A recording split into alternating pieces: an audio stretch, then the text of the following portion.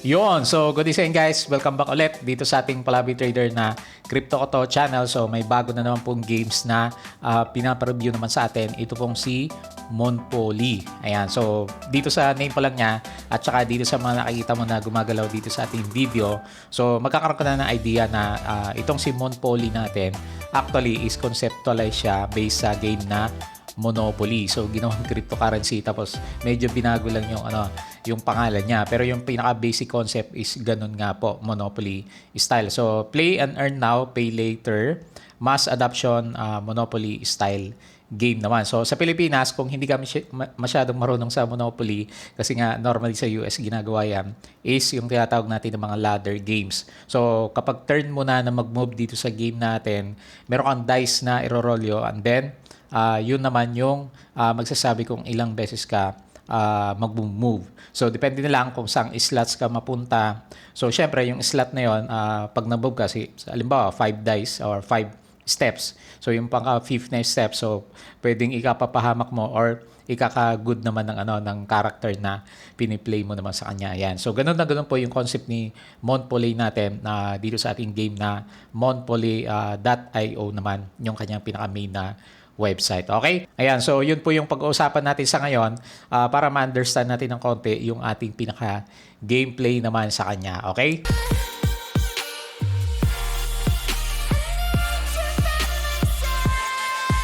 Ayan, so welcome guys dito sa ating Palabi Trader na Crypto Koto channel ulit. So sabi ko sa inyo guys, kung medyo bago ka pa lang, please don't forget to subscribe para updated ka po dito sa ating mga NFT reviews naman. So almost daily or daily, meron po tayong mga ina-upload dyan. So i-check mo na lang kung bago ka lang dito sa ating channel. So ngayon, ang pag-usapan po natin is yung ating bagong game na pinapreview nga po sa ating itong si Monopoly. So gaya ng sabi ko kanina sa inyo, Monopoly style po yung ating game naman. So ngayon, ang kailangan mo na lang malaman dito sa game natin or gameplay is ano yung kaibahan niya doon sa normal na Monopoly. Kasi ang style naman niya, ginawa siyang parang cryptocurrency based na Monopoly game. So itong si Monopoly, gumagamit po siya ng token. So actually, yung alpha launching niya, so ito yung parang test stage kung gusto mo siyang i-try guys. So kailangan mo munang magkaroon ng CMP token. So ito yung pinaka governing token natin sa kanya. So available na po ito. So copy mo lang dito sa contract address natin and then i-paste mo lang dun sa ating pancake swap. So actually ito na yung chart niya. So, paste ulit natin yung kinopya natin sa kanya na address. Ayan, so si Monopoly nga po yung nakikita natin na chart. So, maganda naman yung galaw ng chart niya. Kailangan magugulat ka dito guys. Kakaumpisa pa lang naman nito eh. Yung mga values kasi natin, ang market cap niya is nasa 500 billion. So, medyo malilito ka ng konti kung bago ka dito sa game. Kasi ilang zero yung kailangan bilangin mo dito naman sa kanya. So, yan yung kung gusto mong itry yung alpha, kailangan mo mag-connect dito sa kanya pero kailangan magkaroon ka muna ng 25 million CMP which is almost equivalent sa 0.3 BNB. Ayan, so kung medyo interested ka dito sa game, i-connect mo yan para mas maintindihan mo pa yung ating pinaka-game naman sa kanya. So pasadaan natin kung ano meron dito sa kanyang pinaka-website. So isa nga po siyang play to earn game. So sabi niya earn now to enjoy life to the fullest gamit nga po yung ating cryptocurrency. So, bukod dito sa Monopoly game natin guys, marami pang ibang games na pwede mong gawin dito kay Monopoly. So, meron siyang farming, meron siyang staking, tapos meron din siyang player versus player yung ating Monopoly ito. So, kailangan mo kasi ng at least 2 players para makasali dito. Pero ano naman na yun, sila na yung bahala maghanap ng magiging kalaban mo dito sa ating Monopoly. Tapos ito nga yung farming natin. Tapos meron pa siyang option ng player versus environment din natin. So medyo marami, medyo kompleto itong si Monopoly naman natin. So ito yung mga heroes na kailangan mo sa kanya. So bago ka makapaglaro dito sa game natin guys, kailangan mong bumili ng NFT character. So yun yung mga nakikita mo na nakatayo dito. Ayan. So yung mga nakatayo dyan, yan po yung mga NFT characters natin. So, actually, pwede ka rin mag-customize. So, depende sa'yo kung gusto mong customize yung hero na bibilin mo. Pero meron na po sila sa kanilang pinaka marketplace naman. So, your NFT heroes, you are the owner of the Monopoly heroes naman natin. Pwede ka rin, bukod sa pwede kang gumawa, Pag nakagawa ka, pwede mong parentahan din sa iba. Ayan, so pwede ka rin kumita sa pagpaparenta ng mga NFT characters natin. So, multiple ways to earn and play. We created Monopoly not only for fun. It's a revolutionary concept for farming that combines incredible captivating gameplay natin. Ayan, so parang meron pa tayo dito, may Trident sino ba to? Si Aquaman.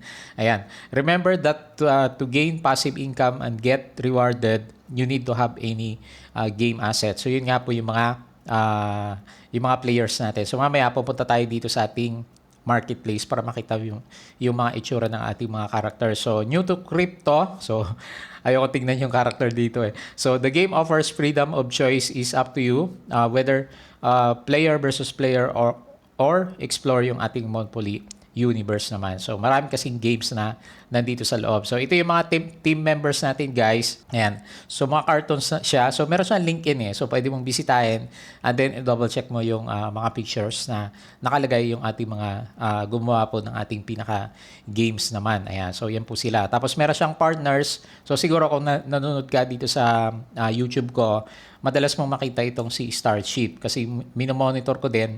So by the way, merong upcoming update itong si Starship. So check mo na lang. And then ito yung ating mga Monopoly ambassador. So mga pictures din yan. Pero pag clinic mo yan guys, so meron sila mga followers dito. So mga kilalang Twitter accounts itong mga nandito naman. Nilagyan na lang niya ng avatar. Kasi gumawa sila ng sarili nilang heroes dito sa ating game. Ayan. So, yan yung pinaka-basic na makikita mo. So, meron siya mga links dito. So, ilalagay ko na rin sa description para makita mo po yung official na site nitong si Monopoly natin.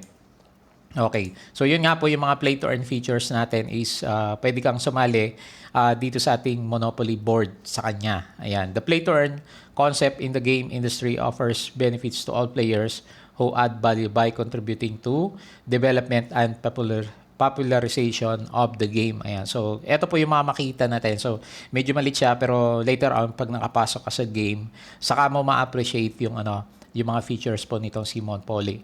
So, meron siyang mass adoption. So, ito yung isa sa mga characters natin. Ayan. So, mamaya punta tayo sa ating marketplace. Moonbox and Moonpass. So, wala pa kasi yung beta stage nasa alpha. So, kaya nga sabi ko sa inyo, kung gusto mong sumali, so, kailangan mo lang bumili ng 25 million CMP, which is 0.3 BNB naman. Ayan. With the beta release game, new features such as Moonpass and Moonbox will be introduced to the game. So, yung Moonbox virtual chest yan na merong mga items na pwede mong pang-upgrade ng mga characters mo later on. Ayan. So, meron siya mga description dito. So, pwede mong basahin to para maintindihan mo kung ano tong Monopoly na games natin, mga heroes, yung definition niya. Ayan. So, yan lang na may makita natin dito sa area. Tapos, yung mga heroes natin, may characters kasi dyan, guys, depende sa grade. So, normally, sa mga games natin, di ba, syempre, mas mataas yung grade level mo, yung earnings na potential na pwede mong makuha, mas malaki din naman sa kanya. Ayan. So, pwede mo tignan yan. So, marami po tayong heroes dito. Merong C grade, B grade, A grade. Ayan. So, depende na lang kung anong heroes ang gusto mong bilhin later on naman sa kanya. So, may R grade po dito at saka SR grade. Ayan. Coming soon yung ito siguro pinakamataas. So, meron nga po siyang mga special abilities naman. Okay? So, leveling and talents development system. So, may mga levels yung ating mga characters dito. So, pwede mong i-check to. So, depende na lang sa levels na makukuha mo dito sa mga characters, yung mga success ng chances mo naman sa kanya. Pero, syempre, yung mga reward mo sa kanya, mas malaki habang tumataas yung levels mo. Bumababa nga lang yung syempre, yung success rate mo naman sa kanya. Okay? So, pwede kang kumita ng dollars and then CMP na token. Yung token, pwede mo rin namang ibenta yan later on. So, ito yung talents development. So, may encryption, decentralization, and then scalability naman siya. Okay? Tokenomics. So, CMP yung pinaka-token. And then, XXX pala. So, hindi dollars yung isang in-game token natin. So, meron siyang 500 billion. So, dami, no? CMP supply, pwede mong i-burn. Binaburn niya 250 billion. So, may burning mechanism. Initial supply is 1 billion. Pero yun nga, may unlocking schedule siya. So, kumbaga, nakalock. So, pwede ka sa staking, pwede mo rin siyang gamitin sa payment, yung CMP, or pagbili ng mga upgrades dito sa ating mga NFT. So CMP available sa PancakeSwap, Tokenomics. So andito siya guys.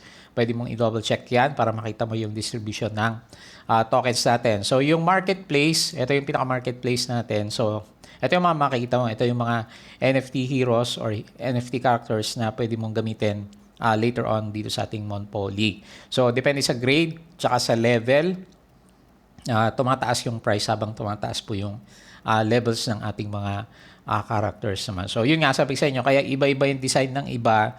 So may mga ano tayo dito, pwede kang mag-design ng sarili mong heroes naman. S-grade pala yung ano natin, parang si Marduk doon sa Waterworld natin. So pwede mong i-check yan. Nandiyan po yung mga details ng ating mga characters. Ayan, so meron siyang capability naman. Ayan. So yan po yung ating marketplace. So ayan, so yun yung pinaka-basic na explanation natin dito kay Monopoly. Pasadaan natin ng konti yung white paper. Yan, so yung alpha natin pala yan.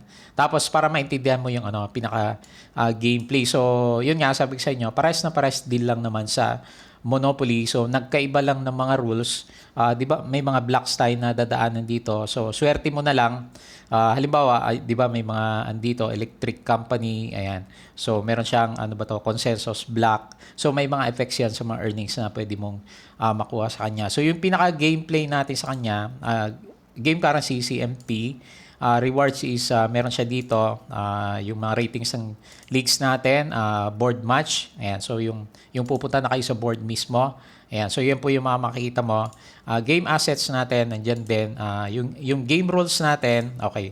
Pakita natin yung pinaka game rules. So minimum na player is 2 players, and then maximum is 6 players. Tapos mas maganda yung nagpi-play dito sa Monopoly natin, mas marami, 6. Kasi pag 2 players lang kayo, yung i-stake mo na CMP, mas malaki as compared doon sa 6 players lang sa kanya. So yun yung nabasa ko dito sa pinaka-white paper. So pwede mong basahin yung ibang nakalagay dito later on.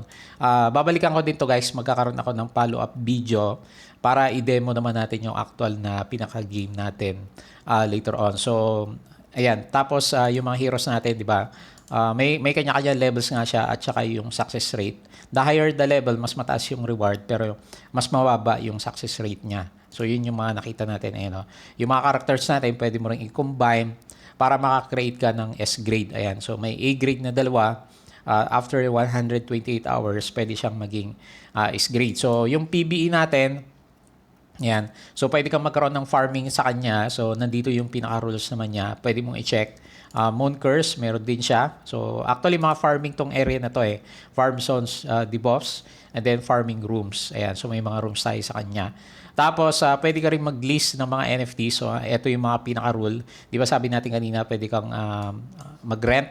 And then pwede mo ding i-stake yung NFT mo. So meron siya mga rewards na makukuha dito. Okay? So yung roadmap, tingnan natin na. So Q4 na tayo, meron na siyang marketplace. Tapos may alpha version na po yung yung ating Monopoly. So yun yung nakita nyo kanina, itong ating alpha version naman sa kanya. Beta version is parating pa lang siya. So yun po yung abangan natin kasi yun na yung pinaka main game naman natin kay Monopoly. Okay?